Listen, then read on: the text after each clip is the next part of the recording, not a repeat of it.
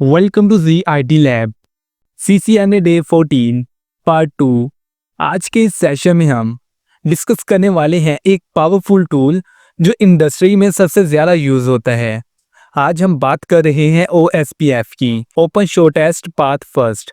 ये एक link state routing protocol है और हम इसकी लैब परफॉर्म करेंगे सिस्को पैकेट ट्रेसर के अंदर विद सिंगल एरिया, यानी OSPF विद सिंगल एरिया। तो चलिए स्टार्ट करते हैं आज का प्रोटोकॉल यानी OSPF और देखते हैं कि ये क्या है और ये किस तरह से हमारी नेटवर्किंग के अंदर हमारे लिए बेस्ट है। OSPF open shortest path first एक लिंक स्टेट राउटिंग प्रोटोकॉल है जो ऑपरेट होता है एक सिंगल ऑटोनमस सिस्टम के अंदर, यानी हमने अपनी डिवाइसेस के ऊपर एक सेम नंबर असाइन किया होता है, यानी कि उनका एक ग्रुप बना होता है, उसके अंदर ये प्रोटोकॉल वर्क करता है। ये क्या करता है, डिस्ट्रीब्यूट करता है आईपी राउटिंग इंफॉर्मेशन को एक ग्रुप के अंदर, और ये प्रोटोकॉल इंटरनेट प्रोटोकॉल फैमिली का हिस्सा है। इसके की पॉइंट्स की बात करें तो ये इंटीरियर गेटवे राउटिंग प्रोटोकॉल है। ये क्या करता है कि ये लिंक स्टेट मेथड यूज करता है, यानी कि ये बेस्ट पाथ निकालता है कि अगर मल्टीपल राउट्स अवेलेबल हों तो शॉर्टेस्ट पाथ कौन सी होगी। इस प्रोटोकॉल को डेवलप किया है इंटरनेट इंजीनियरिंग टास्क फोर्स ने। OSPF एक एल्गोरिथम यूज करता है जिसको हम कहते हैं SPF यानी शॉर्टेस्ट पाथ फर्स्ट, और ये डाइकस्ट्रॉट एल्गोरिथम के नाम से भी जाना जाता है। ये प्रोटोकॉल क्लासलेस IP सपोर्ट करता है, यानी कि ये सबनेटिंग भी सपोर्ट करता है, और VLSM variable length subnet masking. Multicast address की बात करें तो ये प्रोटोकॉल कम्युनिकेशन करने के लिए मल्टीकास्ट एड्रेस का यूज करता है, जैसे कि तमाम राउटर्स जिसके ऊपर OSPF है उसके लिए ये यूज करता है 224.0.0.5, जबकि OSPF डिजाइंड राउटर्स के ऊपर 224.0.0.6 मल्टीकास्ट एड्रेस यूज करता है। इसके की पॉइंट्स की बात करें, इसके एडमिनिस्ट्रेटिव डिस्टेंस की बात करें तो इसका एडमिनिस्ट्रेटिव डिस्टेंस 110 है, यानी कि ये प्रोटोकॉल देखता है कि अगर मुख्तलिफ पाथ्स अवेलेबल हों, मुख्तलिफ प्रोटोकॉल्स अवेलेबल हों, तो किस पाथ को प्रेफरेंस मिलेगी कि डाटा सोर्स से डेस्टिनेशन तक जाए उस पाथ को यूज करते हुए। ये हर 10 सेकंड के बाद हेलो पैकेट्स को सेंड करता है, यानी कि ये अपडेट करने के लिए 10 सेकंड के बाद हेलो पैकेट सेंड करता है। ये प्रोटोकॉल लिंक की बैंडविड्थ के ऊपर एक कॉस्ट असाइन करता है, यानी जितनी ज़्यादा बैंडविड्थ होगी उतनी कम इसकी कॉस्ट होगी। OSPF प्रोटोकॉल को हम डिवाइड कर सकते हैं मल्टीपल एरियाज के अंदर, तो इसको हम नेक्स्ट मज़ीद देखेंगे कि ये क्या है और हम इसको किस तरह से डिवाइड कर सकते हैं और इसको डिवाइड करने के हमें क्या बेनिफिट्स हैं। ये प्रोटोकॉल नेटवर्क की कंप्लीट टोपोलॉजी का एक मैप बना लेता है, जिससे इसको मदद मिलती है कि बेस्ट पाथ जो है वो कैलकुलेट कर सके। वाइल्ड मास्क की बात करते हैं कि वाइल्ड मास्क क्या होता है। वाइल्ड मास्क हम OSPF के अंदर यूज करते हैं, तो इसको हम नेक्स्ट देखेंगे जब हम अपनी लैब परफॉर्म करेंगे, तब मैं आपको इसके बारे में मजीद क्लियरली बताऊंगा और देखेंगे कि वाइल्ड मास्क को हम किस तरह से यूज करते हैं, यानी वाइल्ड कार्ड मास्क को। अब हम बात करते हैं OSPF एरियाज। ये इंपॉर्टेंट चीज़ है OSPF के अंदर। जब भी हम OSPF प्रोटोकॉल को कॉन्फ़िगर करते हैं अपने डिवाइसेस के ऊपर, तब हमें अच्छे से अंडरस्टैंडिंग होनी चाहिए कि हम नेटवर्किंग के अंदर कौन से एरियाज क्रिएट कर रहे हैं और आपस में इनको कम्युनिकेशन करवा रहे हैं। जब हम अपनी लैब करेंगे तब हमें इसकी अच्छे से क्लियरली अंडरस्टैंडिंग होगी। OSPF नेटवर्क को हम डिवाइड कर सकते हैं सब डोमेन्स के अंदर, जिसको हम कहते हैं एरियाज। इन एरियाज के अंदर शामिल होते हैं नेटवर्क्स, राउटर्स और links sharing same area ID, यानी कि डिवाइसेस के एरियाज शामिल होते हैं। एक नेटवर्क को सब डोमेन्स में यानी एरिया में डिवाइड करने से मेमोरी को CPU के ऊपर कम लोड पड़ता है। अब बात करते हैं टाइप ऑफ एरियाज, यानी कि एरियाज की क्या टाइप्स हैं। सबसे पहले बात करते हैं बैकबोन एरिया। ये एक सेंट्रल एरिया होता है जिसके साथ दूसरे बाकी तमाम एरियाज कनेक्ट होते हैं। OSPF के अंदर जीरो एरिया को हम बैकबोन एरिया कहते हैं। बैकबोन एरिया क्या करता है कि मुख्तलिफ एरियाज को आपस में कनेक्ट करवाने के लिए यूज होता है। रेगुलर एरिया की बात करें, रेगुलर एरिया को स्टैंडर्ड एरिया भी कहते हैं। इसको आइडेंटिफाई किया जाता है बाय अ नंबर, यानी कि इसकी रेंज होती है 1 से लेकर 65,535। जब हम अपना एरिया सेलेक्ट करते हैं, अगर हम 1 से 65,535 तक में से कोई भी नंबर एक या कोई भी एरिया सेलेक्ट कर लें तो ये एक रेगुलर एरिया यानी कि एक स्टैंडर्ड एरिया बन जाता है। इसको हम मजीद डायग्राम की मदद से देखते हैं और मजीद हम इसको अपनी लैब के अंदर देखेंगे, ब्रीफली डिस्कस करेंगे।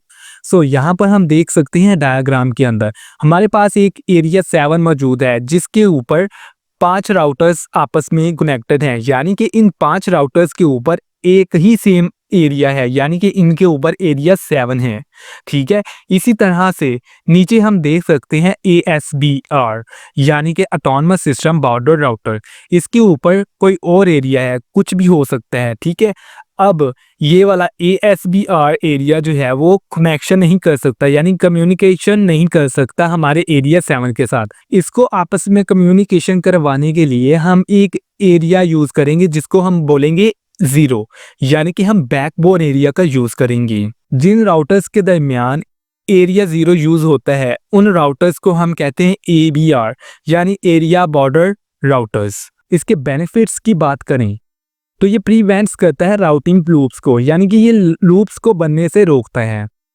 ये रिड्यूस करता है राउटिंग टेबल साइज को, जिससे हमारी मेमोरी और CPU के ऊपर लोड कम पड़ता है, क्योंकि ये नेटवर्क्स को डिवाइड कर देता है। OSPF राउटर्स की टाइप्स की बात करते हैं कि ये राउटर्स क्या होते हैं, इंटरनल राउटर्स क्या होते हैं। अभी हमने डायग्राम के अंदर देखा था कि इंटरनल राउटर्स जो एरिया 7 के अंदर राउटर्स थे वो इंटरनल राउटर्स थे, क्योंकि उनके ऊपर एक सेम एरिया था और वो आपस में अपने नेबर्स के साथ, यानी कि राउटर्स जो हैं वो एक ग्रुप के अंदर उसी एरिया के अंदर जितनी भी इंफॉर्मेशन है आपस में शेयर करती हैं।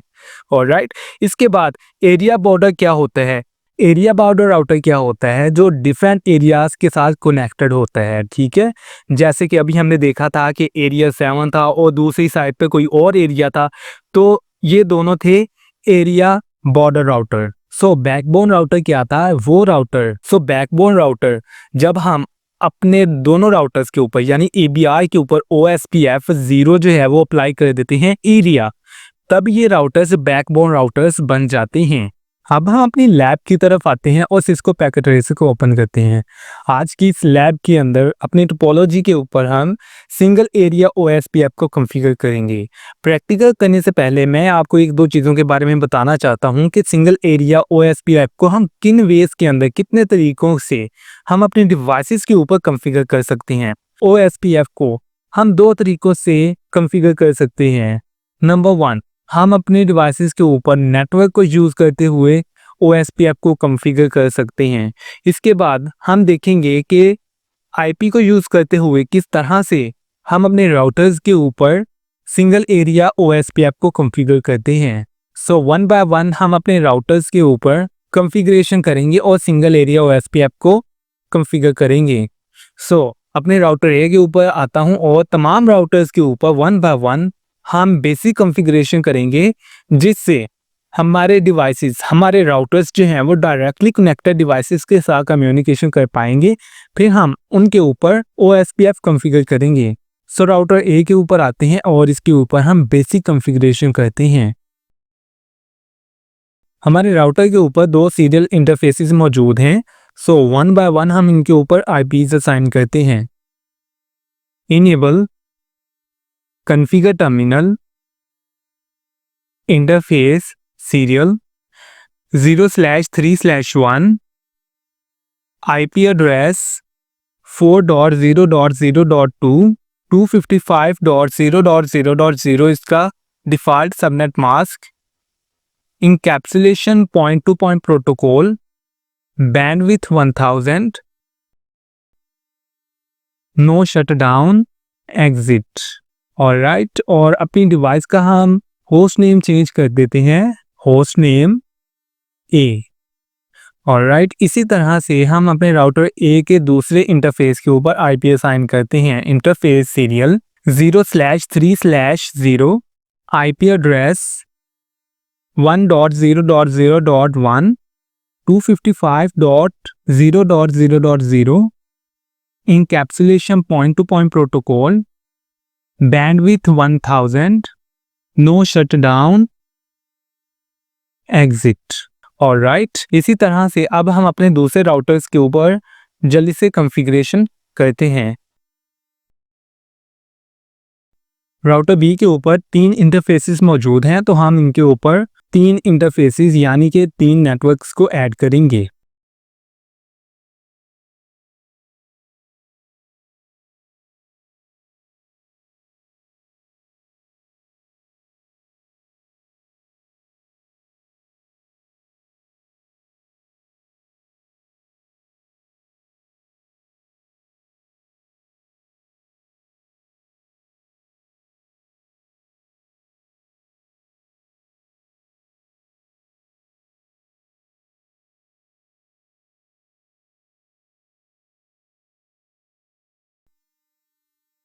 इसी तरह से राउटर डी के ऊपर हमारे 3 इंटरफेसेस हैं, 2 सीरियल के और एक फास्ट ईथरनेट का। तो जल्दी से हम इनको भी आईपीज असाइन कर लेते हैं।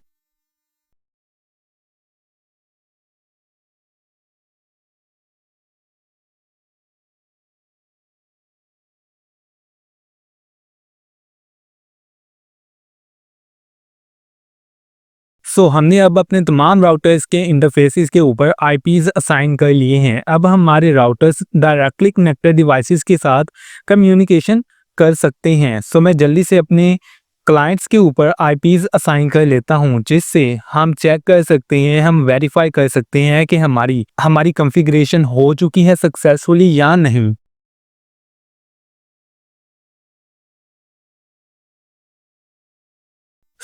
अब हम अपने डिवाइसेस के ऊपर पैकेट सेंड करके देखते हैं। यहाँ से मैंने पैकेट सेंड किया है अपने क्लाइंट से राउटर को, तो ये सेंड हो चुका है, सक्सेसफुल हो चुका है। लेकिन ये अपने नेटवर्क से बाहर कम्युनिकेशन नहीं कर पाएगा, ठीक है। राउटर्स आपस में कम्युनिकेशन कर सकते हैं क्योंकि ये आपस में डायरेक्टली कनेक्टेड हैं। आप यहाँ पर चेक कर सकते हैं, लेकिन राउटर्स भी अपने नेटवर्क से बाहर कम्युनिकेशन नहीं कर पा रहे। ऑलराइट, अब हम अपने राउटर्स के ऊपर 1 बाय 1 आते हैं और इनके ऊपर सिंगल एरिया OSPF को कॉन्फ़िगर करते हैं। राउटर ए के ऊपर आते हैं और यहाँ पर हम अपना वेरीफाई करते हैं सबसे पहले कि हमारे इस राउटर के साथ कौन से इंटरफेसेस कनेक्टेड हैं। यहाँ पर मैं लिखूंगा शो IP राउट कनेक्टेड। यहाँ पर हम देख सकते हैं कि हमारे राउटर ए के साथ 2 इंटरफेसेस मौजूद हैं, यानी कि ये हमारे पास एक नेटवर्क है और ये दूसरा नेटवर्क है। और जो हमने अपने इंटरफेसेस को IP असाइन किया है वो हमारा इसी रेंज में से है। और यहाँ पर हम देख सकते हैं कि हमारे नेबर्स के साथ ये कनेक्टेड हैं, ठीक है।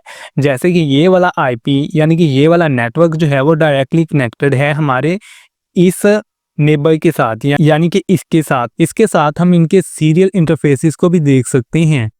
अब हम आते हैं और यहाँ पे लिखते हैं कॉन्फ़िगर टर्मिनल। कॉन्फ़िगर टर्मिनल के अंदर आने के बाद यहाँ पर हम लिखते हैं राउटर। और अगर मैं यहाँ पर क्वेश्चन मार्क करूँ तो मुझे यहाँ पर कुछ प्रोटोकॉल्स देखने को मिलते हैं कि हम यहाँ पर कौन सा प्रोटोकॉल यूज़ कर सकते हैं। तो आज हम कर रहे हैं OSPF। यहाँ पर मैं लिखता हूँ OSPF और अगेन यहाँ पर मैं क्वेश्चन मार्क करता हूँ, तो यहाँ पर मुझे वो कहता है कि आप प्रोसेस ID दें। तो याद रहे कि इसका कोई रोल नहीं होता हमारे OSPF की कॉन्फ़िगरेशन में, लेकिन हम इसको यूज़ करते हैं आइडेंटिफाई के लिए, ठीक है। तो इसका देना लाजमी होता है। यहाँ पर हम इसको कह देते हैं 1, ठीक है। हमारे पास एक रेंज है, इसमें से हम कोई भी सिलेक्ट कर सकते हैं और मैं इसको कर दिए यहाँ पर इंटर। ऑलराइट, तो अब हम यहाँ पर क्या करेंगे, हम यहाँ पर नेटवर्क ऐड करेंगे, ठीक है। तो यहाँ पर हम क्वेश्चन मार्क करते हैं तो हमें यहाँ पर कुछ चीज़ें देखने को मिल रही हैं, ठीक है। जैसे कि हम नेबर्स को ऐड कर रहे हैं, अपने नेटवर्क्स को ऐड कर रहे हैं। तो ये चीज़ें जो हैं, हम इन चीज़ों को देखते हुए हम अपने राउटर्स के ऊपर OSPF कॉन्फ़िगर कर सकते हैं प्रोटोकॉल के साथ। यहाँ पर हम OSPF के अंदर हैं और यहाँ पर मैं लिखता हूँ नेटवर्क हमारे राउटर ए के ऊपर दो नेटवर्क मौजूद थे, एक था 4 और एक था 1 वाला। सो यहाँ पर मैं लिखता हूँ 4.0.0.0 और इसका मैं यहाँ पर क्या लिखूंगा, वाइल्ड मास्क कार्ड। ठीक है, हम OSPF के अंदर वाइल्ड मास्क कार्ड का यूज करते हैं। तो हमने दूसरे प्रोटोकॉल्स को यूज किया था, तब हमने क्या किया था, हमने तब तो ये किया था कि हम जो भी हमारा नेटवर्क होता था, जितनी उसकी क्लास होती थी उसके हिसाब से हम उसका सबनेट मास्क जो है वो साल लिख देते थे। ठीक है, लेकिन यहाँ पर क्या होता है कि हमारा जो सबनेट मास्क होता है वो ऑपोजिट हो जाता है इसी के। ठीक है, जैसे कि ये क्लास ए का नेटवर्क है, ठीक है, तो यहाँ पर तो हमें लिखना चाहिए था 255.0.0.0 और राइट, लेकिन OSPF के अंदर क्या होता है कि ये उल्ट हो जाता है। जहाँ पर हमारे पास 255 होता है हम उसको 0 कर देते हैं, और जहाँ पर हमारे पास 0 होता है हम उसको 255 कर देते हैं। ठीक है, इसी तरह से अगर हम सबनेटेड IP को यूज कर रहे हैं तो हम उसका माइनस प्लस करते हुए हम अपना सबनेट मास्क निकालेंगे। ठीक है, फॉर एग्जाम्पल हमारा जो यहाँ पर है 240 आ जाता है सबनेट मास्क। ठीक है, तो फिर हम यहाँ पर क्या लिखेंगे, ठीक है, तो फिर हम यहाँ पर लिखते हैं 15। ऑलराइट, तो हम यहाँ पर 255 की जगह हम लिखते हैं 15। सो यहाँ पर हम लिखते हैं 0.255.255.255। ऑलराइट, और साथ में हम इधर एरिया साइन करते हैं। जितने भी हमारे राउटर्स के एरिया सेम होते हैं वो आपस में कम्युनिकेशन कर सकते हैं। तो हमारी आज की लैब्स सिंगल एरिया की है, तो हम अपने तमाम राउटर्स के ऊपर एक सिंगल एरिया ही असाइन करेंगे। फॉर एग्जांपल मैं इसको कर देता हूँ 10। ऑलराइट, और मैंने यहाँ पर इसको कर दिया इंटर। इसी तरह से हमारे पास दूसरा नेटवर्क था, वो था 1। सो मैं इसको भी ऐड कर दिया यहाँ पर। ठीक है, तो मैं यहाँ पर इसको करता हूँ इंटर। हमारा राउटर ए के ऊपर OSPF कॉन्फ़िगर हो चुका है, तो इधर हम इसको करते हैं एग्जिट। ऑलराइट, और अपने राउटर बी के ऊपर आते हैं। राउटर बी के ऊपर आकर हम यहाँ पर enable configure terminal router OSPF and यहाँ पर प्रोसेस आईडी कुछ भी दे सकते हैं आप, उसका कोई इशू नहीं है। फॉर एग्जांपल मैंने इसको 12 दे दिया और मैंने इसको कर दिया इंटर। ऑलराइट, इसके बाद हम यहाँ पर नेटवर्क ऐड करेंगे। नेटवर्क हमारे राउटर बी के ऊपर 3 नेटवर्क मौजूद हैं, वो हैं 1.0.0.0 एंड 0.255.255.255। एरिया हम इसको असाइन कर रहे हैं 10। ऑलराइट, सो मैंने इसको कर दिया इंटर। इसी तरह से जब भी हम अपने राउटर्स के ऊपर प्रोटोकॉल को यूज़ करते हैं, हमारे राउटर्स के ऊपर सेम क्लास का IP होता है, तो हमें यहाँ पर ये वाली ऑप्शन देखने को मिलती है। तो इसका मतलब होता है कि हमारी जो कॉन्फ़िगरेशन है वो सक्सेसफुल हो चुकी है। सो यहाँ पर हम 2 नेटवर्क रहते हैं वो ऐड करते हैं। जैसे कि हमारे पास दूसरा नेटवर्क था, वो था 2 वाला, और इसको हमने यहाँ पर कर दिया ऐड। ऑलराइट, इसी के साथ हमारा फास्ट इथरनेट का एक नेटवर्क है 200.100.50.0। ऑलराइट, इसके साथ, और अब देखिएगा ये हमारे पास क्लास C का IP है, तो हमें यहाँ पर इसका सबनेट मास्क क्या लिखना था, 255.255.0। ठीक है, 3 टाइम्स 255 लिखना था, लेकिन अब हम इसके ऊपर लिख रहे हैं 0.0.0.255। ऑलराइट, तो यहाँ पर, तो जहाँ पर हमने 255 लिखना था 0 कर दिया, और जहाँ पर हमने 0 लिखना था हमने उसको 255 कर दिया। ऑलराइट, तो साथ में हम इसको देंगे एरिया, और इसको एरिया हमने कर दिया 10। ऑलराइट, सो यहाँ पर हमारा काम ख़त्म। इसी तरह से दूसरे राउटर्स के ऊपर आते हैं और इनके ऊपर OSPF कॉन्फ़िगर करती हैं। Enable configure terminal router OSPF process ID 13। Network हम इसको देंगे 2.0.0.0 0.255.255.255 एरिया 10। जब हम अपनी नेक्स्ट लैब करेंगे उसके अंदर जब हम मल्टी एरिया OSPF को करेंगे तब मैं आपको कुछ चीज़ों के बारे में मज़ीद बताऊंगा जो कि बहुत इम्पोर्टेंट होने वाली हैं। उसके अंदर हम देखेंगे कि कंप्लीट हम OSPF को किस तरह से कॉन्फ़िगर करते हैं जब हमारे पास मुख्तलिफ एरियाज़ होते हैं। सो इसके ऊपर हमारे पास दूसरा नेटवर्क था 3 वाला, सो हमने इसको भी ऐड कर दिया। इसके बाद अब हम अपने राउटर D के ऊपर आते हैं और उसके ऊपर भी OSPF को कॉन्फ़िगर करते हैं।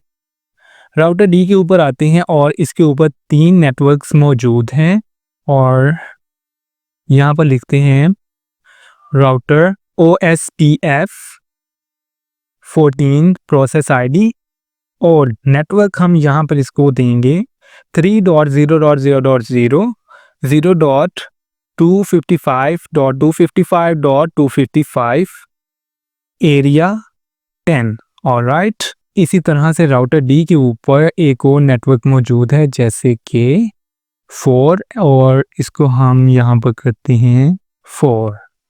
ऑलराइट, सो एक और नेटवर्क है नेटवर्क 200.100.100.0 0.0.0.255 एरिया 10। ऑलराइट, सो यहाँ पर हमने अपने तमाम राउटर्स के ऊपर OSPF को सक्सेसफुली कॉन्फ़िगर कर लिया है। अब हम चाहते हैं कि हम अपने राउटर्स के ऊपर वेरिफिकेशन करें, सो हम राउटर D के ऊपर अगेन आते हैं और यहाँ पर हम अपने एंड की कमांड यूज़ करते हुए यहाँ पर हम लिखते हैं शो IP प्रोटोकॉल्स। ऑलराइट, सो ये वाली कमांड हम यूज़ करते हैं ताकि हम चेक कर सकें कि हमारे राउटर्स के ऊपर कौन कौन से प्रोटोकॉल्स जो हैं वो यूज़ हो रहे हैं, कॉन्फ़िगर हैं। तो हमने जैसे ही शो IP प्रोटोकॉल्स की कमांड का इस्तेमाल किया है तो हम देख सकते हैं OSPF का प्रोसेस ID 14 है और इसके ऊपर हमने क्या किया है, हमने 3 नेटवर्क्स को ऐड किया है जिनका एरिया हमने 10 रखा और इसके बाद हमें यहाँ पर राउटिंग इंफॉर्मेशन मिल रही है, उसका डिस्टेंस क्या है, उसका लास्ट टाइम, अपडेट टाइम तो वगैरह ये चीज़ें हमें यहाँ पर देखने को मिल रही हैं। तो अब हम अपने पैकेट सेंड करके देखते हैं।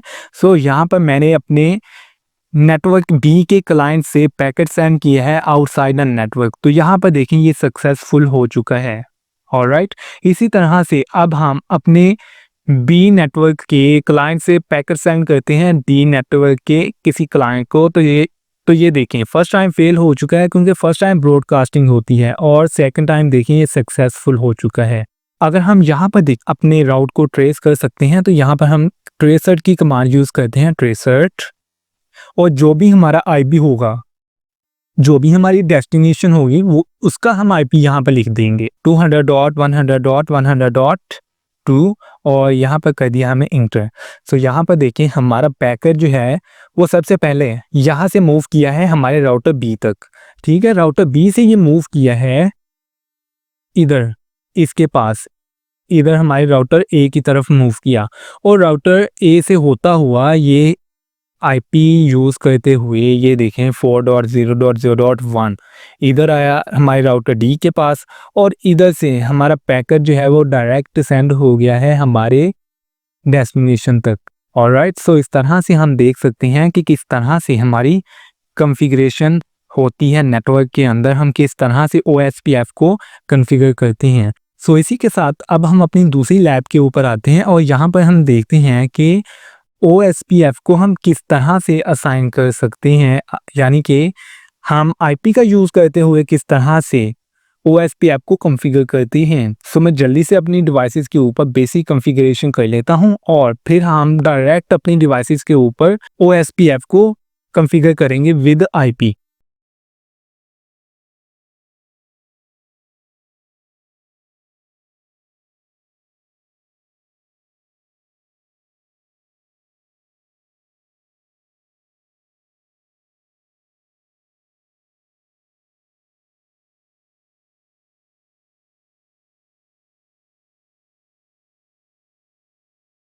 सो यहाँ पर मैंने अपनी लैब के ऊपर, अपने राउटर्स के ऊपर और अपने क्लाइंट्स के ऊपर IPs असाइन कर दिए हैं। इससे क्या होगा कि हमारे डायरेक्टली कनेक्टेड डिवाइसेस आपस में कम्युनिकेशन कर पाएंगे। जैसे कि मैंने इस नेटवर्क से, इस राउटर के नेटवर्क से इस क्लाइंट से पैकेट सेंड किया है मैंने राउटर को, तो यहाँ पर देखिए ये सक्सेसफुल हो चुका है, ठीक है। लेकिन ये नेटवर्क से बाहर कम्युनिकेशन नहीं कर पाएगा। ऑलराइट, सो इसी तरह से राउटर कम्युनिकेशन हो पा रही है, लेकिन इस राउटर से बाहर कम्युनिकेशन नहीं हो रही, ठीक है। सो अब हम अपने राउटर्स के ऊपर OSPF को कॉन्फ़िगर करेंगे विद IP। सो अपने राउटर के ऊपर आते हैं और यहाँ पर मैं लिखता हूँ router OSPF process ID 10। Alright, और इसको कर दिया मैंने यहाँ पर इंटर। इसके बाद यहाँ पर मैं नेटवर्क ऐड करूँगा। तो जब मैं यहाँ पर नेटवर्क ऐड करूँगा तो यहाँ पर मैंने अभी बताया था कि हम क्या करेंगे कि हम अपने राउटर्स के ऊपर IP के थ्रू OSPF को असाइन करेंगे, ठीक है। तो यहाँ पर हम लिखेंगे 1.0.0.1 और साथ में हम यहाँ पर लिखेंगे 0.0.0.0। ऑलराइट, और साथ में हम यहाँ पर लिखेंगे एरिया। जो भी हम यहाँ पर एरिया रखना चाहते हैं वो हम यहाँ पर लिख देंगे। जैसे कि मैंने यहाँ पर लिख दिया 20। ऑलराइट, सो मैंने यहाँ पर इसको कर दिया एंटर, ठीक है। इसी तरह से हमारे इसी राउटर के ऊपर फास्ट इथरनेट का यहाँ पर एक नेटवर्क मौजूद है। तो यहाँ पर मैंने लिखा नेटवर्क 200.100.50.1 एंड 0.0.0.0। एरिया हम असाइन कर रहे हैं 20। ऑलराइट, और इसको यहाँ पर कर दिया हमने एग्जिट। अब राउटर B के ऊपर यानी कि हमारे दूसरे राउटर के ऊपर आते हैं और यहाँ पर हम लिखते हैं राउटर OSPF प्रोसेस ID हम इसको दे देते हैं 13 और इसको कर दिया इंटर। नेटवर्क ऐड करेंगे।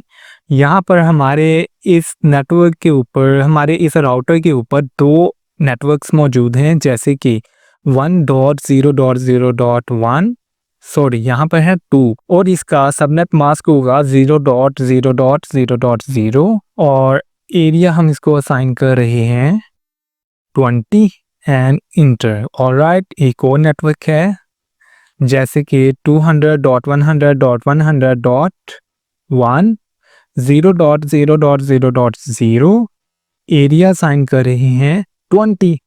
ऑलराइट, और इधर इसको हमने कर दिया इंटर एंड एग्जिट। इसी के साथ यहाँ पर हम वेरिफिकेशन करते हैं और यहाँ पर मैं लिखता हूँ show IP protocols, show IP protocols, और यहाँ पर हम देख सकते हैं OSPF 13 प्रोसेस ID है और इसके पास नेटवर्क हैं ये वाले दो, और इसके बाद हम देख सकते हैं कि राउटिंग इंफॉर्मेशन इसने इकट्ठी की हुई है अपने राउटिंग टेबल के अंदर। राउटर यानी कि दूसरे राउटर, जो हमारा राउटर A है, पहला राउटर है, उसकी इंफॉर्मेशन इसने अपने पास रखी हुई है। सो अब हम पैकेट सेंड करते हैं और यहाँ से देखते हैं अपने क्लाइंट से दूसरे नेटवर्क के क्लाइंट को। फर्स्ट टाइम फेल हो जाएगा और सेकंड टाइम ये सक्सेसफुल हो गया, ठीक है। सो हमने देखा कि किस तरह से हम सिंगल एरिया OSPF को नेटवर्क के थ्रू और IP के थ्रू कॉन्फ़िगर कर सकते हैं अपने राउटर्स के ऊपर। सो नेक्स्ट लैब के अंदर हम देखेंगे कि किस तरह से मल्टी एरिया OSPF को हम कॉन्फ़िगर करते हैं अपने राउटर्स के ऊपर, और देखेंगे कि मल्टीपल एरिया रखने के बाद हम किस तरह से उनको आपस में कम्युनिकेट करवाते हैं। देखेंगे कि इस बैकबोन एरिया क्या होता है और हम इसको किस तरह से यूज़ करते हैं। सो आई होप कि आपको इस वीडियो से सिंगल एरिया OSPF के बारे में अच्छे से अंडरस्टैंडिंग हो गई होगी। अगर आपको इस वीडियो से कुछ सीखने को मिला तो इस वीडियो को लाइक करें और ZIT लैब को सब्सक्राइब करें। Thanks for watching.